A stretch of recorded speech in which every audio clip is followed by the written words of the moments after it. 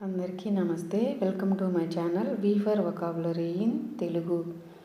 మనం ఈరోజు ఒక కొత్త టాపిక్ నేర్చుకోబోయే ముందుగా ప్రీవియస్ వీడియోలో మనం ఇచ్చినటువంటి ఛాలెంజ్కి ఆన్సర్ని ఇప్పుడు నేర్చుకుందాం. నేను మీకు ఇచ్చినటువంటి ఛాలెంజ్ వచ్చేసరికి అసాల్ట్.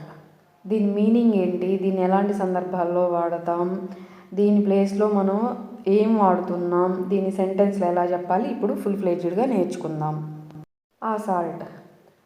ఆ సాల్ట్ ఎలా పలకాలి? ఆ సాల్ట్, అసాల్ట్ అని పలకాలి దీన్ని.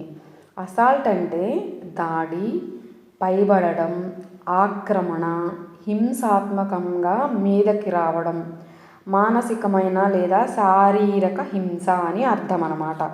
దీన్ని మనం జనరల్గా ఎలా చెప్తాము? Hit, strike, slap, beat, punch, violence అని చెప్పాల్సిన సందర్భంలో మనం అడ్వాన్స్డ్ లెవెల్లో అసాల్ట్ అని వాడతామన్నమాట. సో మనం దీన్ని ఏ sudden attack on somebody or something, ఏదైనా సడన్గా అటాక్ చేయడం, ఒక మనిషి మీద దాడికి దిగడంలో చెప్పాల్సిన సందర్భంలో మనం అసాల్ట్ అనే అడ్వాన్స్డ్ వొకాబులరీని వాడతామన్నమాట. దీన్ని మనం ఎగ్జాంపుల్ ద్వారా ఇప్పుడు ఎలా చెప్తామనేది చూద్దాం. He was arrested for assault. He was arrested for assault అంటే అతను దాడి చేసినందుకు అరెస్ట్ అయ్యాడు. అరెస్టెడ్ అనేది పాస్ట్ టెన్స్, అంటే జరిగిపోయిన కాలం. సో అర్థమైంది కదా. మనం అసాల్ట్ని నౌన్గా వాడచ్చు, వెర్బ్గా వాడచ్చు. సో ఇంకొక ఎగ్జాంపుల్ కూడా నేర్చుకుందాం ఇప్పుడు. Verbal assault is also a serious issue. Verbal assault is also a serious issue అంటే మాటల ద్వారా దాడి చేయడం కూడా తీవ్రమైన సమస్య, చాలా ఇబ్బందికరమైన సమస్య. సో మీకు అర్థమైంది కదా. అసాల్ట్ అంటే కొంతమంది మాటలతో మనుషుల్ని కుంగదీస్తూ ఉంటారు, అంటూ ఉంటాం కదా, అలాంటి సందర్భాల్లో కూడా. సో అర్థమైంది కదా. Coming to the today's topic. ఈరోజు మనం ఈ మధ్య కాలంలో ఎక్కువగా వాడుతున్న పదాలకి అర్థాలు, అది కూడా అడ్వాన్స్ లెవెల్లో ఏమేమి ఉన్నాయో అవి కొన్ని పదాలు నేర్చుకుందాం. ఫస్ట్ వర్డ్ వచ్చేసరికి కలాప్స్. దీన్ని మనం ప్రొనౌన్సియేషన్ కరెక్ట్ చేసుకోవాల్సింది ఉంది. మనం చిన్నప్పటి నుంచి మనకు తెలిసినంత వరకు కూడా దీన్ని మనం కొలాప్స్, సిఓ ఉంది కదా, సో ప్రొనౌన్సియేషన్ అనేది రాంగ్ చేస్తున్నాము. ఎలా పలకాలి అంటే కలాప్స్ అని పలకాలి. కొలాప్స్ అనేది తప్పు ప్రొనౌన్సియేషను, సో రాంగ్ అన్నమాట. చేంజ్ చేసుకుందాం.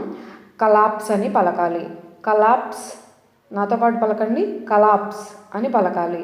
కలాప్స్ అంటే కుప్పకూలడం, ముక్కలైపోవడం, పడిపోవడం, లేదంటే విఫలమవ్వడం, ఇవన్నీ కూడా అర్థాలు వస్తాయి అన్నమాట.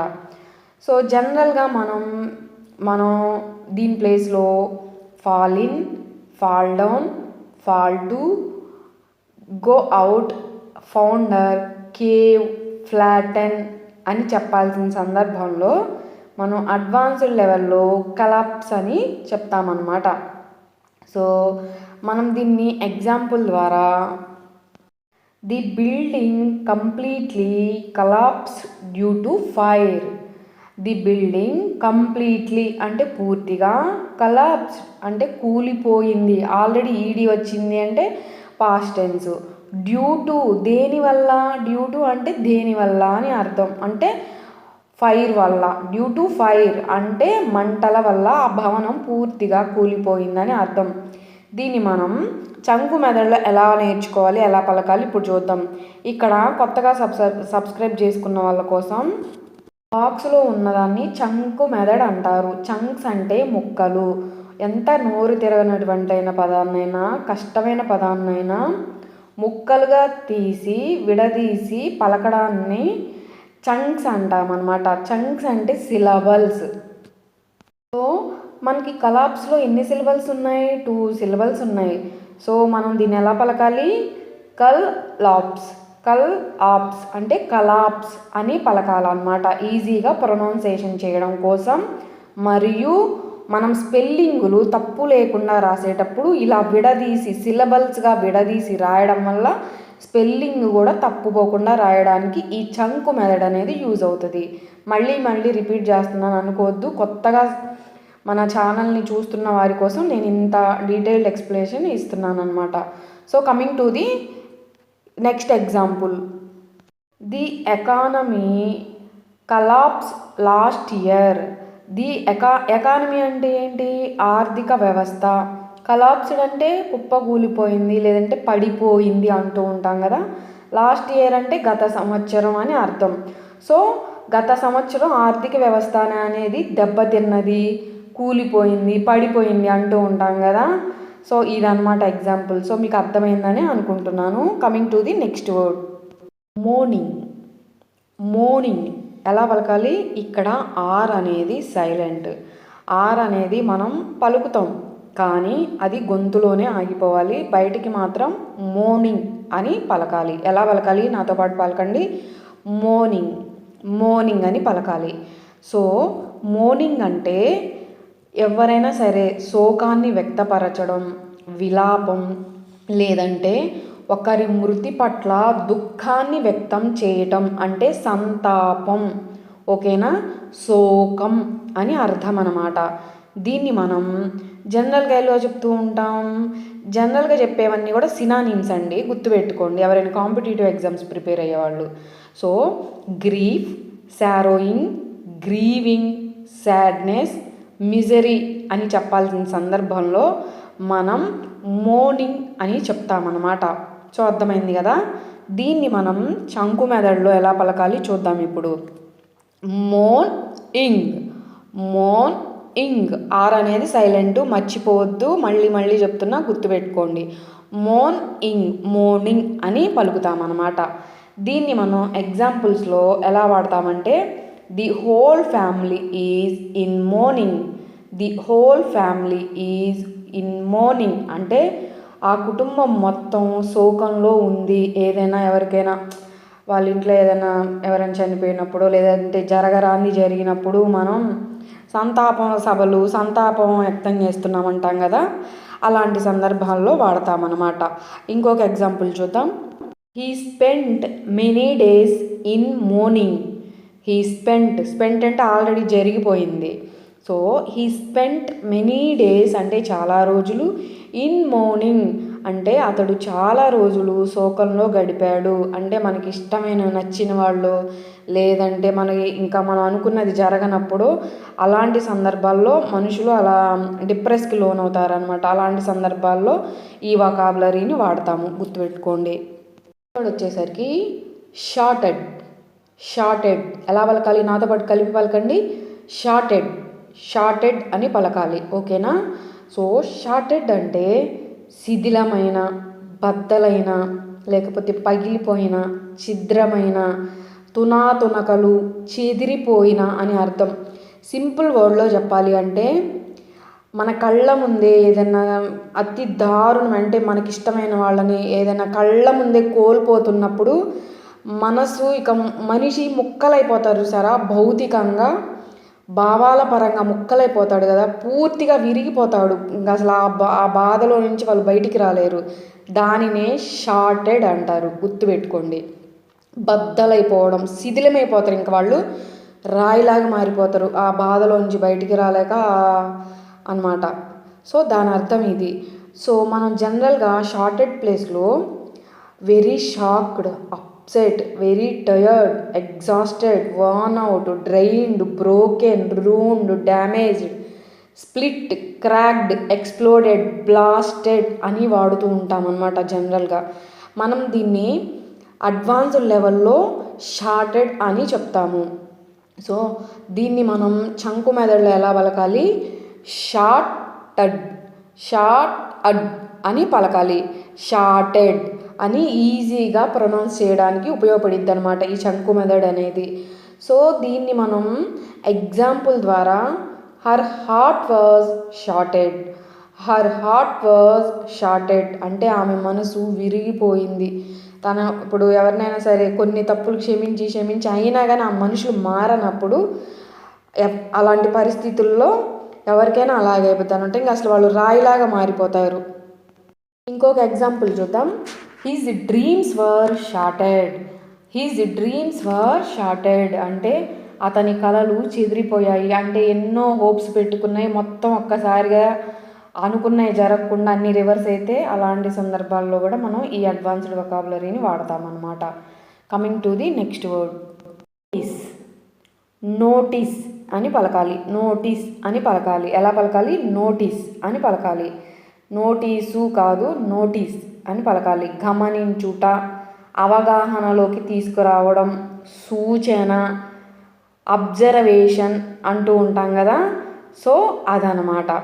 మనం జనరల్గా దీని ప్లేస్లో ఏం చెప్పే ఇదివరకు కానీ మనం ఏం వాడేవాళ్ళం? అటెన్షన్, అబ్జర్వేషన్, ఇది ఆల్రెడీ చెప్పాను మీకు. Awareness, consciousness, detect, spot, see, mark. So ఇవన్నీ మనం యూజ్ చేసేవాళ్ళం అనమాట. సో ఇప్పటికీ యూజ్ చేస్తున్నాం, కానీ మనం అడ్వాన్స్ లెవెల్లో నోటీస్ అని వాడతామన్నమాట. సో దీన్ని మనం చంకు మెదడులో నోటీస్, నోటీస్ అని విడదీసి పలకడం ద్వారా ఈజీగా ప్రొనౌన్స్ చేయగలుగుతాం. సో దీన్ని మనం ఎగ్జాంపుల్ ద్వారా దీన్ని మనం నోటీస్ అనేది వెర్బ్గా చెప్పచ్చు, నౌన్గా చెప్పచ్చు అండి. వెర్బ్ అంటే తెలుసు కదా, మనం చేసే పని. నౌన్గా అంటే తెలుసు కదా మీ అందరికీ. సో మనం ఇప్పుడు వెర్బ్గా చూద్దాం, వెర్బ్గా ఎలా వాడతాం అనేది. Did you notice the change? Did you notice the change? Notice అంటే చూడడం కదా, ఇక్కడ మనం వెర్బ్గా వాడుతున్నాం. నువ్వు ఆ మార్పు గమనించావా? Did you notice? నువ్వు గమనించావా అనేది అర్థం అనమాట. సో దీన్ని మనం నౌన్గా చెప్తే ఎలా చెప్తామనేది ఎగ్జాంపుల్ చూద్దాం. I got a notice from the office. I got a notice from the office. ఇక్కడ నౌన్గా వాడుతున్నారు. ఒక నోటీస్ అంటే ఏంది? ఒక పేపర్ రూపంలో మనకి రిలేటెడ్ ఏదన్నా పంపించడం అనమాట, అది నౌను. సో నాకు ఆఫీస్ నుంచి ఒక నోటీస్ వచ్చింది అంటే వాళ్ళు కంపెనీ రిలేటెడ్ ఏదో పంపారు. ఓకేనా? అదనమాట డిఫరెన్స్, వెర్బ్గా వాడితే నౌన్గా వాడితే. సో మీకు అర్థమైందని అనుకుంటున్నాను. Pose, pose. ఇక్కడ మనం ప్రొనౌన్సియేషన్ కరెక్ట్ చేసుకోవాలి. దీన్ని ఫ్రోజ్ అనేది తప్పు ప్రొనౌన్సియేషను, దీన్ని ఆర్ అనేది సైలెంట్ అనమాట. సో మనం ఎలా పలకాలి? ఫోజ్, ఫోజ్ అని పలకాలి. ఫోజ్ అనేదాన్ని 2 సందర్భాల్లో వాడతాం. ఓకేనా? ఎలా? టెంపరేచర్ రిలేటెడ్ వాడతాం, అంటే మనం ఫ్రీజర్లో పెట్టినప్పుడు మనం వాడుతూ ఉంటాం కదా. నెక్స్ట్ ఎమోషనల్లీ కూడా వాడతాం అనమాట. జనరల్గా చెప్పాలి అంటే ఫ్రీజ్ అనే వర్డ్కి V3 ఫామే ఫోజ్. ఓకేనా? ఫ్రీజ్ అనే వర్డ్కి V3 ఫామ్ అనేది ఫోజ్ అనమాట, గుర్తుపెట్టుకోండి. సో దీని అర్థం ఏంటంటే స్తంభించిపోవడం, అంటే ఎమోషనల్గా చెప్తున్నా. స్తంభించిపోవడం, ఆగిపోవడం, చలనం లేకపోవడం, భయంతో, ఆశ్చర్యంతో, షాకుతో ఆగిపోవడం అనమాట.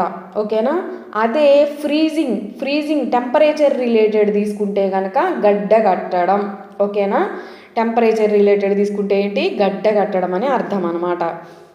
మనం జనరల్గా దీని ప్లేస్లో స్టాప్, హార్డెన్, స్టిఫెన్, సెట్, కాంక్రీటెడ్, క్లాటెడ్ అని చెప్పాల్సిన సందర్భంలో అడ్వాన్స్ లెవెల్లో ఫోజ్ అని వాడతామన్నమాట.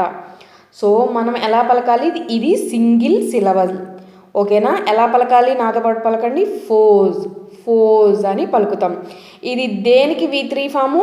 ఫ్రీజ్ తెలుసు కదా. ఫ్రీజ్ అంటే ఏంది? మనం ఫ్రిడ్జ్లో పెడతాం కదా, ఫ్రీజ్ చేయడం అంటూ ఉంటారు. ఐస్ క్యూబ్స్ ఫ్రీజ్, లేదంటే ఫ్రూట్స్, ఇవన్నీ కూడా తెలుసు, మనందరికీ తెలుసు, డైలీ వాడుతూనే ఉంటాం. దీన్ని మనం ఎగ్జాంపుల్గా ఫస్ట్ మనం ఎమోషనల్గా చూద్దాం. ఓకేనా? I pose when I saw the snake. I pose when I saw the snake. నేను ఎప్పుడైతే పామును చూశానో అప్పుడు స్తంభించిపోయాను, భయంతో ఆగిపోయాను, ఆశ్చర్యంతో ఆగిపోయాను. ఆశ్చర్యమే ఉండదు స్నేకుని చూస్తే నాకు తెలిసి, భయంతోనే మనం కొంతమంది గుండె కూడా ఆగిపోతుంది. అలాంటి సందర్భాల్లో వాడతామన్నమాట. ఇంకొక ఎగ్జాంపుల్ చూద్దాం. ఎలాగా? టెంపరేచర్ రిలేటెడ్ చూద్దాం. My hands pose in the snow. My hands pose in the snow అంటే మంచులో నా చేతులు గడ్డగట్టిపోయాయి, అబ్బా ఆ చలికి నా చేతులు గడ్డగట్టాయి అంటూ ఉంటాం కదా. అలాంటి సందర్భాల్లో కూడా మనం ఈ అడ్వాన్స్డ్ వొకాబులరీని వాడతాం. అందరికీ ఈ వర్డ్స్ అన్నీ నచ్చాయి, అర్థమైనాయి అని అనుకుంటున్నాను.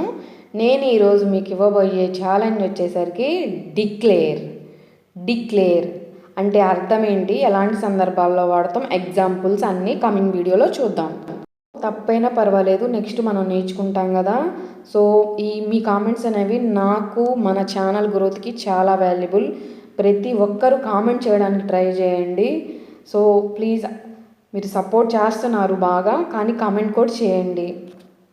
మీ అందరికీ మన వీడియో నచ్చింది, యూజ్ఫుల్ అనే అనుకుంటున్నాను.